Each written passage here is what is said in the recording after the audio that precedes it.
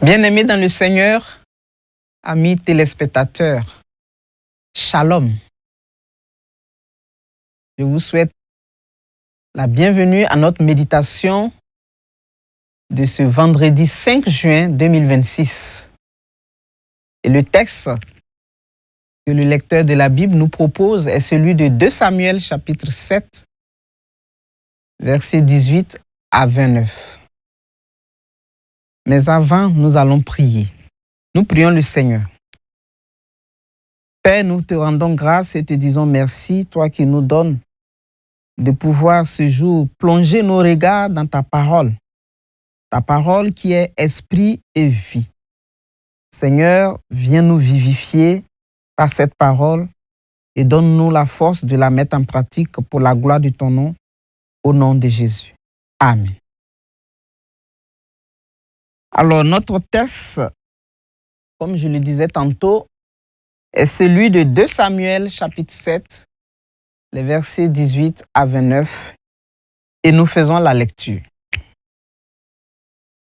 Et le roi David alla se présenter devant l'Éternel et dit: Qui suis-je, Seigneur éternel, et quelle est ma maison pour que tu m'aies fait parvenir où je suis? C'est encore peu de choses à tes yeux, Seigneur éternel. Tu parles aussi de la maison de ton serviteur pour les temps à venir, et tu daignes instruire un homme de ces choses, Seigneur éternel. Que pourrait te dire de plus, David? Tu connais ton serviteur, Seigneur éternel. À cause de ta parole et selon ton cœur, tu as fait toutes ces grandes choses pour les révéler à ton serviteur. Que tu es donc grand, éternel Dieu, car nul n'est semblable à toi. Et il n'y a point d'autre Dieu que toi, d'après tout ce que nous avons entendu de nos oreilles. Est-il sur la terre une seule nation qui soit comme ton peuple, comme Israël, que Dieu est venu racheter pour en former son peuple, pour se faire un nom et pour accomplir en faveur de ton pays, des miracles et des prodiges, en chassant devant ton peuple que tu as racheté d'Égypte, des nations et leurs dieux. Tu as affermi ton peuple d'Israël pour qu'il fût ton peuple à toujours. Et toi, Éternel, tu es devenu son Dieu. Maintenant, Éternel Dieu, fais subsister jusque dans l'éternité la parole que tu as prononcée sur ton serviteur et sur sa maison, et agis selon ta parole. Que ton nom soit à jamais glorifié et que l'on dise: l'Éternel des armées est le Dieu d'Israël, et que la maison de ton serviteur David soit affermie devant toi. Car toi-même, Éternel des armées, Dieu d'Israël, tu t'es révélé à ton serviteur en disant: je te fonderai une maison. C'est pourquoi ton serviteur a pris courage pour t'adresser cette prière. Maintenant, Seigneur éternel, tu es Dieu et tes paroles sont vérité, et tu as annoncé cette grâce à ton serviteur. Veuille donc bénir la maison de ton serviteur afin qu'elle subsiste à toujours devant toi. Car c'est toi, Seigneur éternel, qui as parlé, et que ta bénédiction, la maison de ton serviteur, sera bénie éternellement. Amen. Le chapitre 7 de 2 Samuel que nous venons d'entamer est un chapitre très important de l'Ancien Testament. Le roi David, après avoir installé l'arche à Jérusalem, au chapitre 6, exprime le désir de construire une maison pour Dieu, c'est-à-dire un temple le prophète Nathan lui dit d'abord, « Fais tout ce que ton cœur te dit. » Puis, Dieu révèle à Nathan par la suite une parole différente. Ce n'est pas David qui bâtira une maison pour Dieu, mais Dieu qui bâtira une maison pour David. Une dynastie, en quelque sorte. Les versets 18 à 29 que nous venons de lire sont la prière de David en réaction à cette promesse que le Seigneur lui a faite. Alors, que nous dit le texte que nous venons de lire? Pour comprendre notre texte, nous allons le découper en différentes parties. Voyons d'abord les versets 18 à 22. Dans ces versets, nous voyons David qui s'humilie devant Dieu, assis devant l'arche. Et le roi David s'étonne de la grandeur de la promesse de Dieu. Les versets 23 à 24, le roi David loue le Seigneur. Une louange centrée sur l'action de Dieu en faveur d'Israël, le peuple unique que Dieu a racheté. Les versets 25 à 27, le roi David demande ici l'accomplissement de la promesse qui a été formulée avec une audace respectueuse. Et les versets 28 à 29, nous voyons la confiance finale et la bénédiction demandée pour la maison de David. Nous remarquons que le titre Seigneur éternel que David utilise, qui veut dire en hébreu Adonai Yahweh, apparaît dans ce texte 16 fois. Si vous le comptez bien, vous allez voir qu'il apparaît 16 fois. Ce qui souligne ainsi la souveraineté de Dieu. Le mot serviteur qui est utilisé ici est employé 8 fois dans le texte. David ne se présente que comme serviteur, mais non comme un roi méritant. Et le mot maison joue ici sur 2 sens. Il y a le temple que David voulait bâtir pour le Seigneur, et il y a aussi la dynastie et la postérité que Dieu promet à David.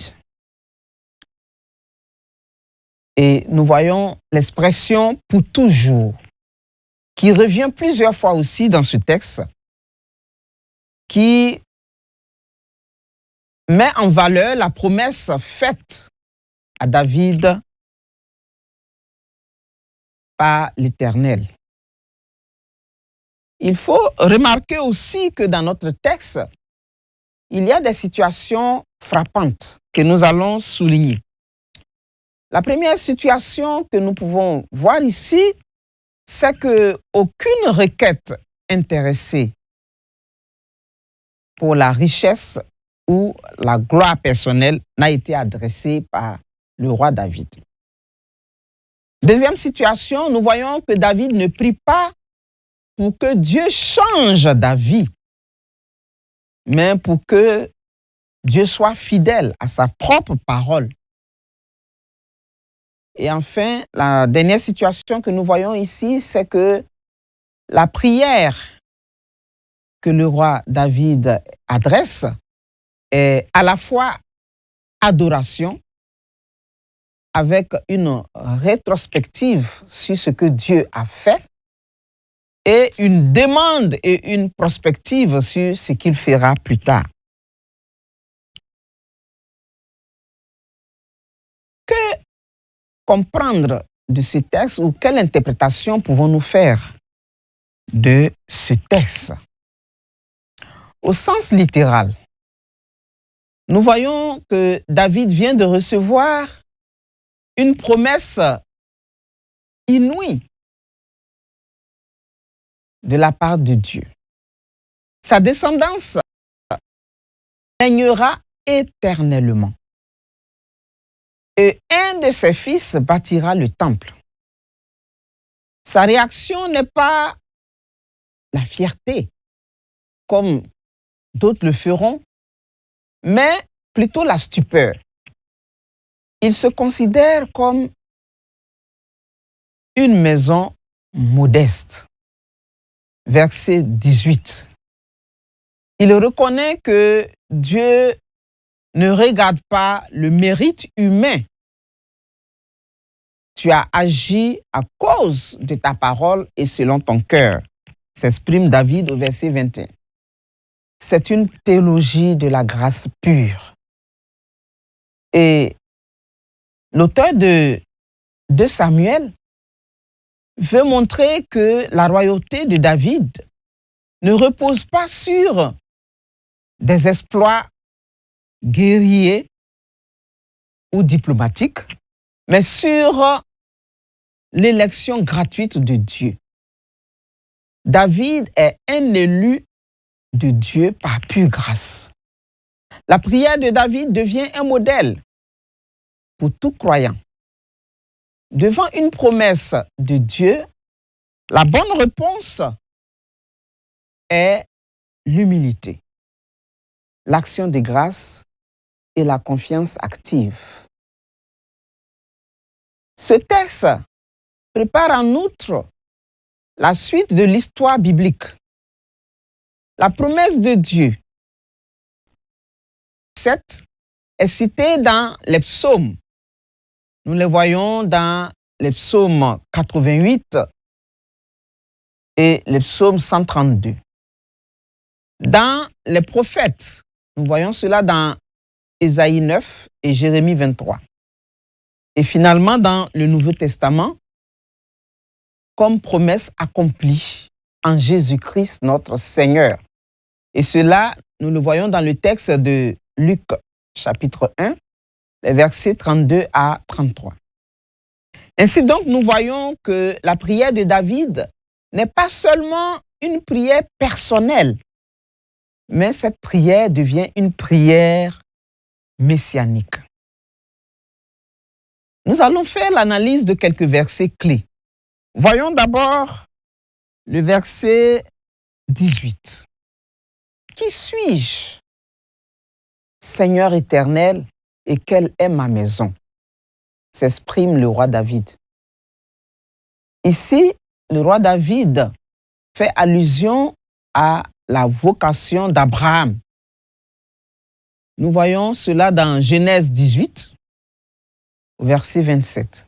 David se met à la place du rien devant le tout autre. Au verset 22, il dit « Il n'y a point de Dieu que toi ». Une affirmation monothéiste qui est rare dans un contexte narratif. La prière devient alors pour David ici une confession de foi. Et 27, David s'exprime en disant « C'est pourquoi ton serviteur a osé t'adresser cette prière. » L'audace de la prière vient de la révélation divine. Dieu parle d'abord, ensuite, l'homme répond à la parole que Dieu lui adresse. En définitive, il va s'agir ici d'une prière royale d'action de grâce, proche du psaume individuel. On y retrouve les éléments comme l'humiliation, Ensuite, nous avons le récit des bienfaits, des versets 23 à 24. Et nous avons la demande, versets 25 à 27. Et enfin, la doxologie finale que nous retrouvons dans les versets 28 à 29. Quelles leçons pouvons-nous tirer aujourd'hui pour nous au travers de cette méditation? D'abord, pour la vie individuelle. La première leçon que nous tirons, c'est la prière, qui n'est pas d'abord une demande, mais une écoute émerveillée. Nous prions souvent avec des listes de besoins urgents quand nous nous adressons à notre Dieu. David, lui, commence par s'asseoir devant Dieu et s'étonner. Dans nos temps de prière quotidiens, il est important que nous puissions consacrer d'abord plusieurs minutes à relire une promesse biblique. Par exemple, « Je ne te délaisserai point » et à nous émerveiller. Cela va changer la posture de notre cœur. La deuxième leçon que nous pouvons retenir de ce passage, c'est accepter que Dieu construise sa maison à sa manière. David, ici, voulait construire un temple à Dieu. Mais Dieu lui dit non. C'est moi qui te construirai une dynastie. Beaucoup de chrétiens s'épuisent à faire pour Dieu ce que Dieu n'a pas demandé. Alors, qu'est-ce que nous devons faire? Il nous faut d'abord discerner dans les projets que Dieu veut vraiment bénir dans notre vie. Parfois, il s'agit de recevoir plutôt que de produire. Nous devons prier et dire, Seigneur, que veux-tu construire en moi? Plutôt que Seigneur, bénis mon projet. La troisième leçon que nous pouvons retenir, c'est que l'humilité, n'est pas la fausseté, plutôt que l'humilité n'est pas la fausse modestie que nous devons exprimer. David, ici, reconnaît sa petitesse sans tomber dans la culpabilité. L'humilité de David, qui est ici une humilité biblique, est une joie étonnée de ce que Dieu fait. Alors, quand vous recevez une bénédiction, chers frères et sœurs en Christ, ne cherchez pas à la mériter ou à vous rendre indigne. Louez simplement le Seigneur. Pour la vie communautaire et l'Église, quelles sont les leçons que nous pouvons tirer? La prière comme mémoire du peuple de Dieu. David rappelle la sortie d'Égypte. Nous voyons cela au verset 28. La prière chrétienne doit inclure l'histoire du salut, la Pâque, la croix et la résurrection. Dans une assemblée, prier les promesses de Dieu est essentiel. Nous voyons cela dans Éphésiens 1 et dans 1 Pierre 2. Plutôt que de seulement être là à demander pour nos besoins locaux. L'intercession pour la maison. David prie pour sa descendance. Nous pouvons prier pour les générations futures dans l'Église. Prier pour nos enfants biologiques. Prier pour nos enfants spirituels. Nous devons prendre du temps pour prier pour nos enfants. La sobriété face au succès. Quand Dieu fait bénir, la tentation est souvent de croire que c'est à cause de nos mérites ou de nos qualités que Dieu nous a bénis. Le modèle de David protège contre l'orgueil. Et donc, pour les situations difficiles, les épreuves, les doutes, nous devons continuer à prier.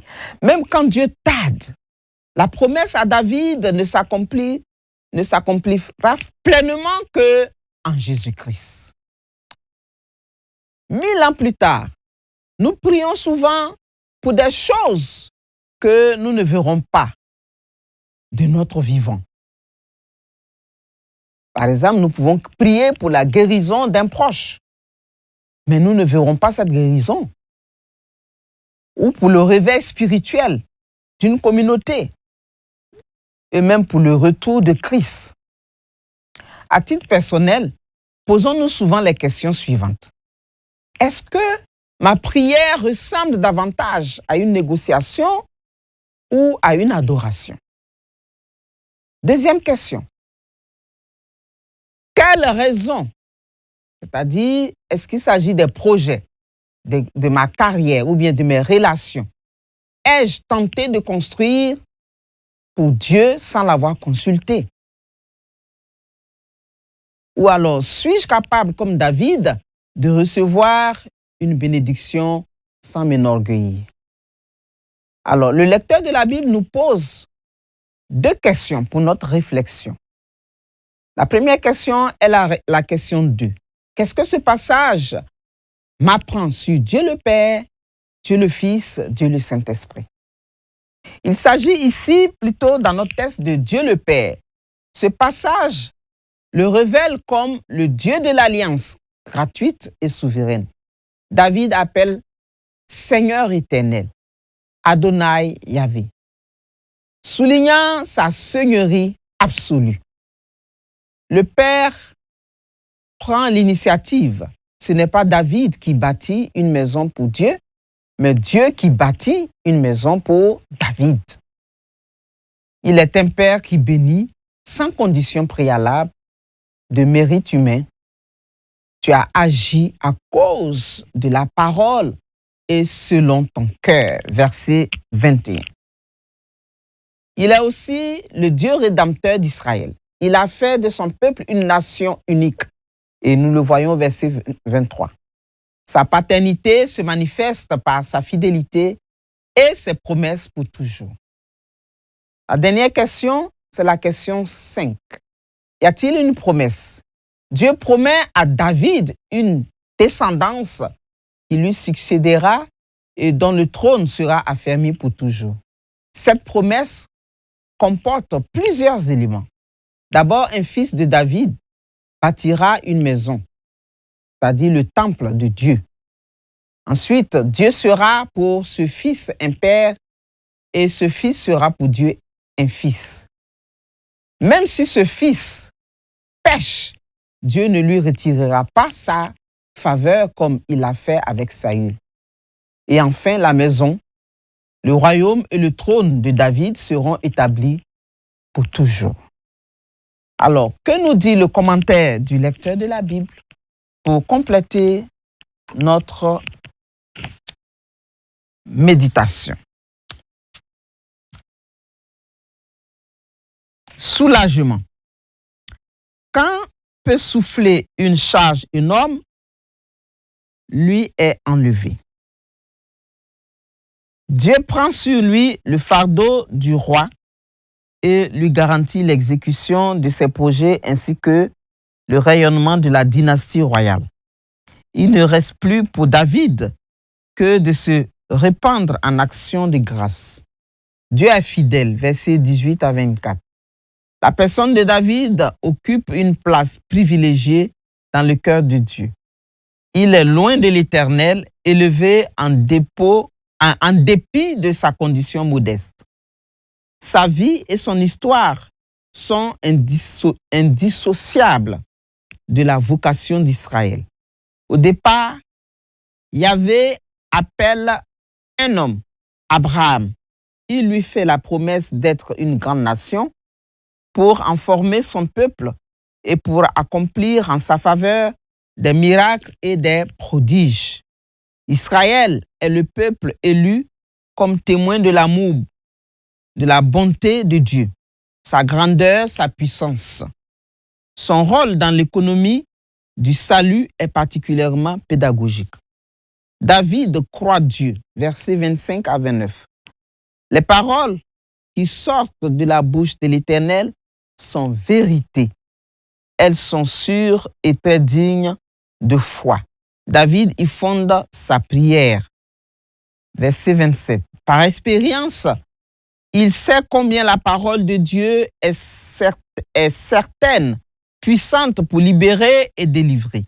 Le roi espère que le Seigneur accomplisse les promesses qu'il a prononcées sur lui-même et sur sa maison, et qu'il agisse selon sa parole. Verset 25. Louange, que tu es donc grand, éternel Dieu, car nul n'est semblable à toi, et il n'y a point d'autre Dieu que toi, d'après ce que nous avons entendu de nos oreilles. Verset 22. Amen. Nous allons terminer notre méditation par la prière. Seigneur, notre Dieu, notre Roi, nous te rendons grâce et te disons merci pour ta parole que nous venons de méditer. Merci de nous faire comprendre, Seigneur, que c'est toi qui bâtis. Oui, comme le dit ta parole, si l'Éternel le bâtit, la maison, ceux qui la bâtissent travaillent en vain.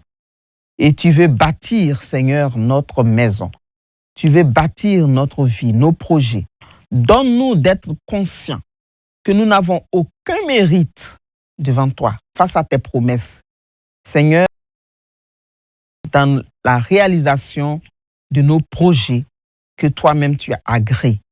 Nous t'avons adressé cette prière au nom de Jésus. Amen.